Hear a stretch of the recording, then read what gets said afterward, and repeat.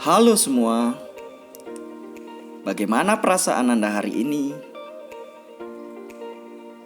Saya berharap semua dalam kondisi yang baik dan mampu mengenali perasaan atau emosinya ya. Mengapa sangat penting untuk mengetahui emosi kita sendiri? Hal ini dikarenakan jika kita mampu mengenali atau menyadari emosi kita, maka kita akan lebih mudah untuk mengelolanya. Menyadari dan mengelola emosi ini termasuk dalam kompetensi yang harus diajarkan kepada murid sehingga tercipta lingkungan belajar yang kondusif dan menyenangkan. Nah, selanjutnya akan ditayangkan penerapan kompetensi sosial emosional dalam proses pembelajaran. Silakan simak tayangan berikut.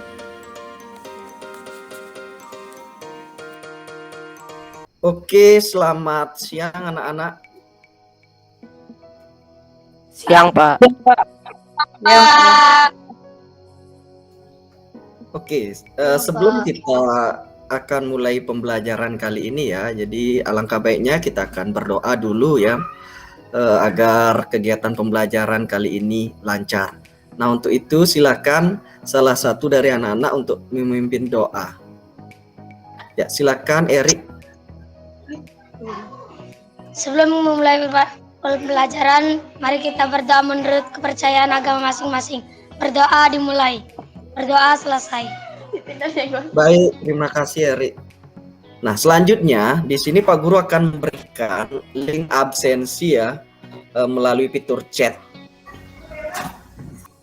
Oke, materi kali ini kan kita akan bahas bilangan bulat ya, pokok bahasan perkalian dan pembagian. Nah, sekarang Pak Guru akan mengingatkan lagi ya tentang kesepakatan kelas daring yang telah dibuat sebelumnya. Nah, ada pertanyaan anak-anak berkaitan tentang kesepakatan kelas yang sudah anak-anak buat sebelumnya? Tidak, Pak. Tidak, Pak. Oke, sebelum kita lanjut di sini Pak Guru akan memberikan ice breaking ya. Jadi Pak Guru akan memberikan ice breaking dengan teknik mengidentifikasi emosi. Nah, jadi baik anak-anak, sebelum kita mulai belajar, jadi Pak Guru ingin mengajak anak-anak merelaksasikan pikiran ya, terlebih dahulu melalui suatu permainan yang namanya game mengidentifikasi emosi. Nah, apa itu mengidentifikasi emosi? Jadi di sini anak-anak akan menebak emosi atau ekspresi wajah yang ditunjukkan saat ini. Ingat, saat ini ya, ditunjukkan saat ini. Misalnya, Pak Guru menunjukkan suatu emosi tertentu. Tuh, kemudian Pak Guru akan menunjuk satu orang untuk menebak emosi apa itu. Oke, misalnya seperti ini ya, Pak Guru dalam keadaan tersenyum. Nah, nanti salah satu dari anak-anak akan menebak emosi apakah yang ditunjukkan teman atau Pak Guru. Selanjutnya anak-anak harus menebak.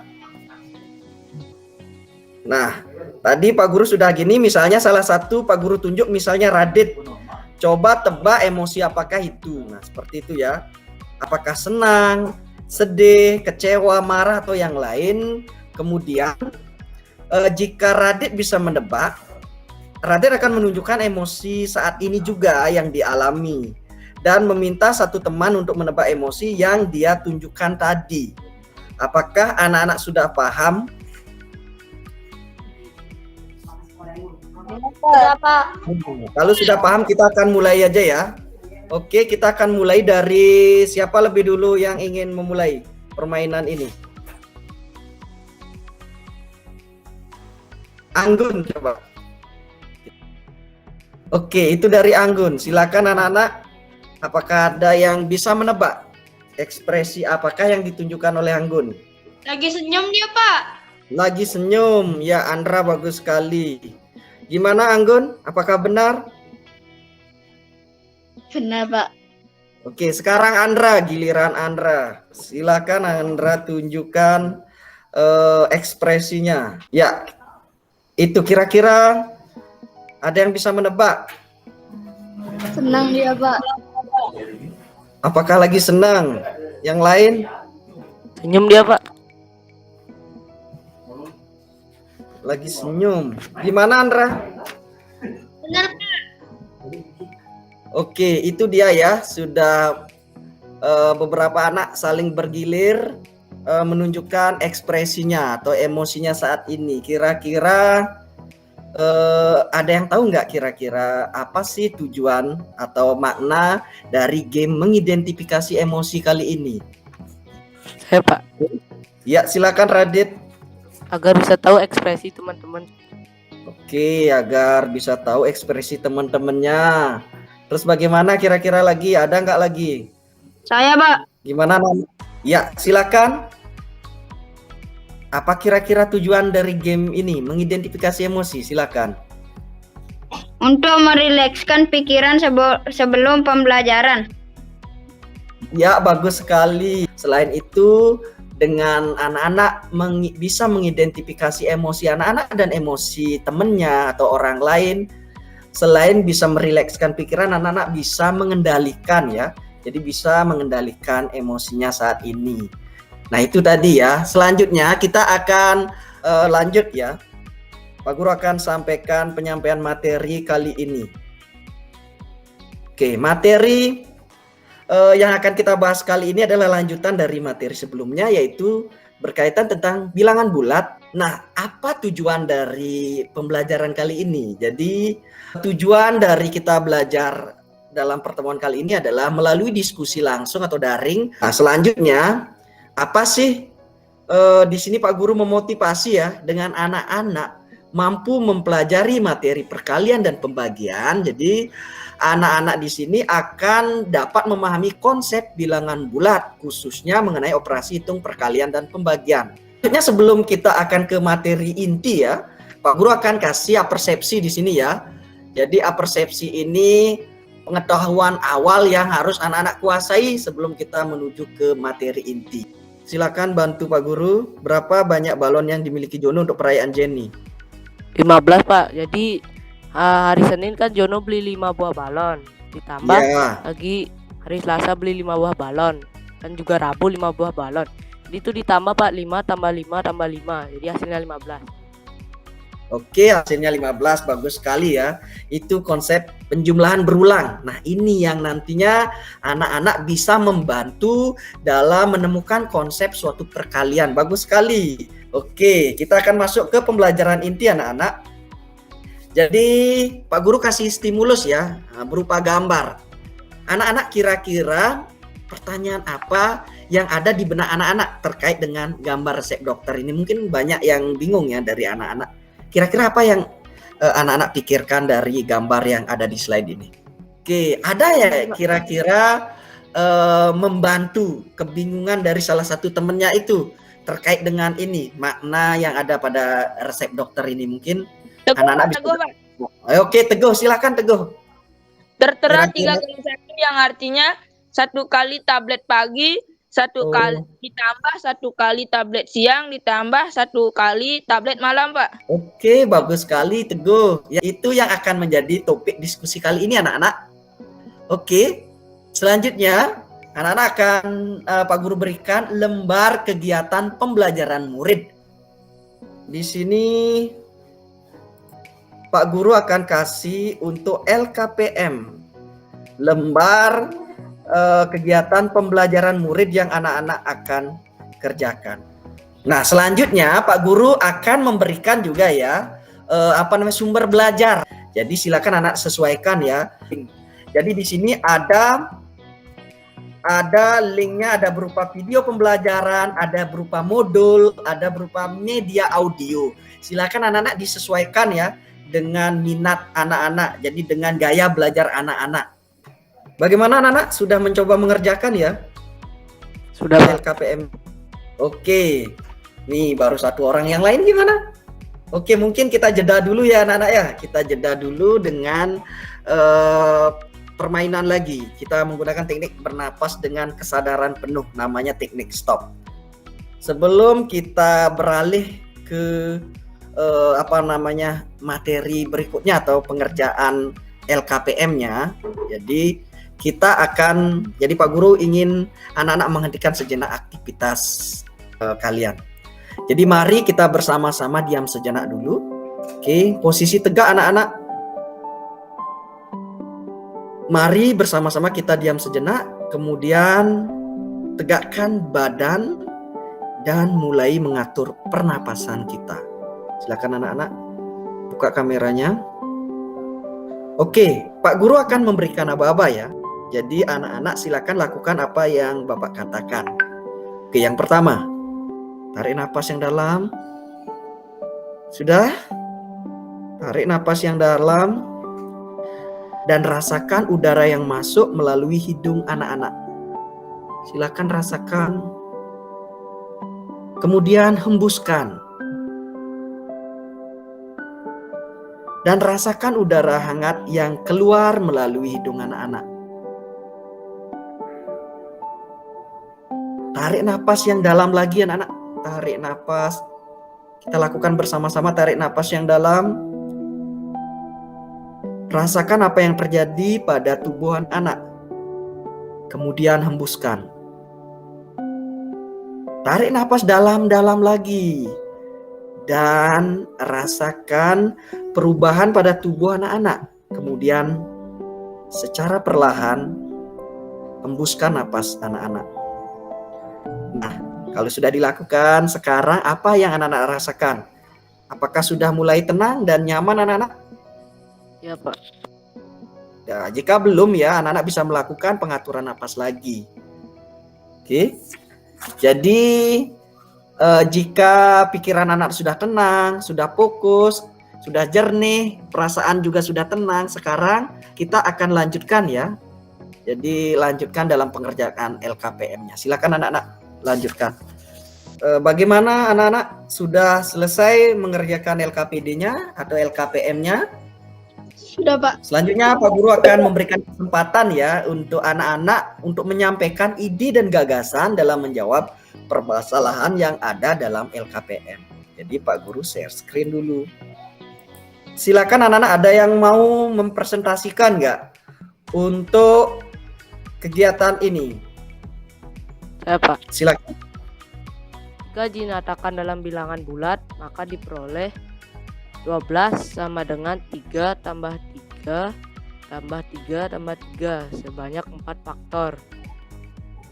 Sebanyak 4 Oke, faktor. itu ya. Terus Atau 12 sama dengan 4 kali 3. oke, bagus sekali Radit. Bagaimana dengan tanggapan anak-anak yang lain? Yang ditulis. Sudah jelas anak-anak? Sama semua? Sama Pak, sama. Oke, sama. Bagus sekali Radit. Sudah menjawab. Ini berarti tidak ada masalah ya. Oke, kita lanjutkan tentang simpulan resep dokternya jadinya. Jadi Teguh, Pak. ada yang membantu. Oke, Teguh silakan. Tertera 3 kali 1 yang artinya 1 kali tablet pagi ditambah 1 kali tablet siang ditambah 1 kali tablet malam. 3 kali 1 sama dengan 1 ditambah 1 ditambah 1. Oke, Teguh. Yang lain gimana? Sama Pak. Yang lain? Sama atau ada jawaban berbeda? Sama Pak. Oke, sekarang ke kesimpulan dari perkalian ini. Ada yang mau bantu? Jadi perkalian bilangan bulat dapat dinyatakan sebagai berikut. A kali B sama dengan B ditambah B ditambah B seterusnya. Sampai B-nya itu sampai A kali, Pak. Oke, bagus. Itu simpulannya. Gimana anak-anak? Bisa kita lanjutkan? Bisa Pak. Di sini untuk meningkatkan pemahaman dan keterampilan anak-anak dalam menyelesaikan permasalahan kontekstual terkait materi perkalian dan pembagian bilangan bulat. Untuk itu, Pak Guru akan memberikan penugasan untuk membuat suatu laporan. Oke, di sini Pak Guru memberikan kebebasan kepada anak-anak untuk menentukan format laporannya. Apakah anak-anak menggunakan makalah, PPT, video, atau format lain yang sesuai dengan keterampilan dan minat anak-anak. Kita akan lanjut ya, sekarang ke kesimpulannya ya. Nah, berkaitan tentang bilangan bulat nih anak-anak, kira-kira apa yang bisa anak-anak simpulkan dari hasil diskusi kali ini? Siapa? Ya, silakan. Perkalian adalah penjumlahan berulang. Contoh, Oh iya. A kali B. B tambah B tambah B sebanyak A kali. Oke, bagus sekali itu ya. Sudah disimpulkan. Yang lain ada sudah pas ya anak-anak. Oke, kalau sudah pas, silakan anak-anak kerjakan kuisnya ya. Oke anak-anak, ini untuk link kuisnya yang anak-anak kerjakan ya. Ini beberapa soal Pak Guru kasih. Nah sekarang Pak Guru minta anak-anak untuk menyampaikan perasaan sendiri terkait kegiatan pembelajaran yang sudah dilakukan melalui Google Formulir yang akan Pak Guru kasih. Nah anak-anak silakan ceritakan dengan jujur perasaan anak-anak, tentunya dengan menggunakan bahasa yang baik dan sopan. Nah nanti apa yang anak-anak sampaikan akan dijadikan acuan untuk perbaikan kegiatan pembelajaran selanjutnya. Nah selanjutnya Pak Guru menyampaikan materi pada pembelajaran berikutnya ya, yang akan kita pelajari adalah tentang pecahan ya. Nah, sebelum kita akhiri pembelajaran kali ini, silakan anak-anak pimpin doa untuk mengakhiri kegiatan kali ini. Baik, demikian tadi pembelajaran yang telah dilakukan yang mana telah mengintegrasikan kompetensi sosial emosional serta pembelajaran berdiferensiasi. Dan untuk kali ini kompetensi sosial emosional yang diterapkan adalah kesadaran diri melalui teknik mengidentifikasi emosi dan memeriksa perasaan diri, serta pengelolaan diri melalui teknik bernapas dengan kesadaran penuh atau teknik stop. Dan diferensiasi yang dilakukan adalah diferensiasi konten dan produk. Jujur, untuk pembelajaran kali ini saya merasa senang dan juga puas karena apa yang sudah direncanakan yang tertuang pada RPP dapat berlangsung atau terlaksana dengan baik dan juga lancar. Serta dengan melihat respon dari murid-murid, mereka mengatakan bahwa pembelajaran ini menyenangkan terutama dalam hal game menebak emosi, serta mereka dapat mempelajari teknik baru yaitu teknik stop, yang mana teknik ini bisa mereka gunakan untuk mengelola emosi mereka. Selain itu juga dengan teknik stop dapat membuat mereka menjadi lebih tenang dan tetap fokus. Dan setiap proses apapun itu tentu masih ada kekurangannya atau tidak terjadi begitu sempurna. Dalam hal ini, yang saya lihat kekurangannya mungkin karena murid-murid belum terbiasa dengan proses pembelajaran online menggunakan Google Meeting. Jadi masih banyak siswa saat kegiatan pembelajaran tidak mengaktifkan kameranya. Terkhusus bagi siswa yang sengaja mematikan kameranya, ke depan saat itu terjadi lagi, saya harus bisa menekankan lagi bagaimana kita harus menyepakati dan mematuhi apa yang sudah menjadi kesepakatan bersama. Dan juga menekankan pada konsekuensi apabila tidak mematuhi kesepakatan yang telah dibuat, sehingga hal-hal seperti ini dapat diminimalisir.